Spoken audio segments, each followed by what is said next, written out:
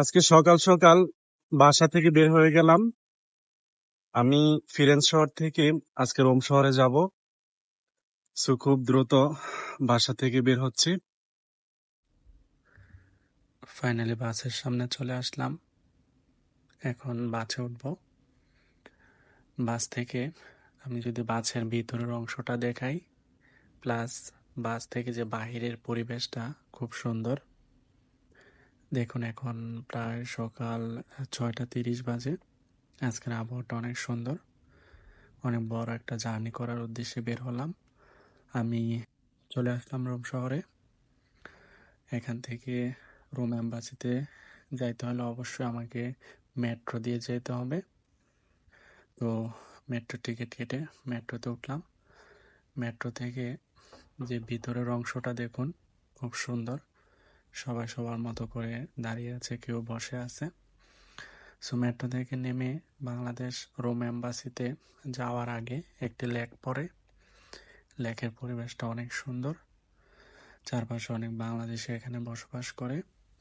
আর একটা মজার বিষয় হচ্ছে যে ফিরেন্স থেকে রোমের দূরত্ব প্রায় 230 কিলোমিটার। সো আমি এখন বাংলাদেশ এম্বাসিতে যাব। ওখানের কার্যক্রম সম্পূর্ণ করে তারপর আবার রোম থেকে আমি ফিরেন্সে ব্যাক করব। ফাইনালি আমি বাংলাদেশ রোম এম্বাসিতে চলে আসলাম। এখানের কার্যক্রম শেষ করে তার পরবর্তীতে আমি আবার ব্যাক করব। সো এখানে কার্যক্রম শেষ করে আবার পুনরায় রোম থেকে ফিরেন্সের উদ্দেশ্যে রওনা হব। তো আমি আবার মেট্রো ফেরমাতাতে আসতেছি, মেট্রো স্টেশনে আসতেছি। এখান থেকে আমি আবার তিব্বতিনা বাস স্টেশনে যাব। ওখান থেকে তার পরবর্তীতে ফিরেন্সের উদ্দেশ্যে রওনা হব। সো আজকের আসলে এই জার্নিটা অনেক বড় একটা জার্নি। ফাইনালি আবার বাসে উঠবো, টিকিট কেটে নিলাম।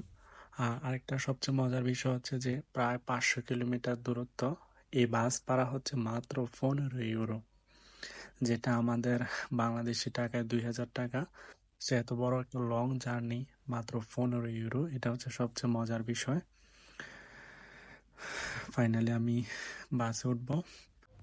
তো ভালো থাকবেন সবাই, ইনশাল্লাহ দেখা হবে অন্য কোনো ভিডিওতে। আমি বাসে বসে গেলাম, বাসার কাছাকাছি প্রায় চলে এসেছি, বাস থেকে নামলাম। আল্লাহ হাফেজ, আসসালামু আলাইকুম।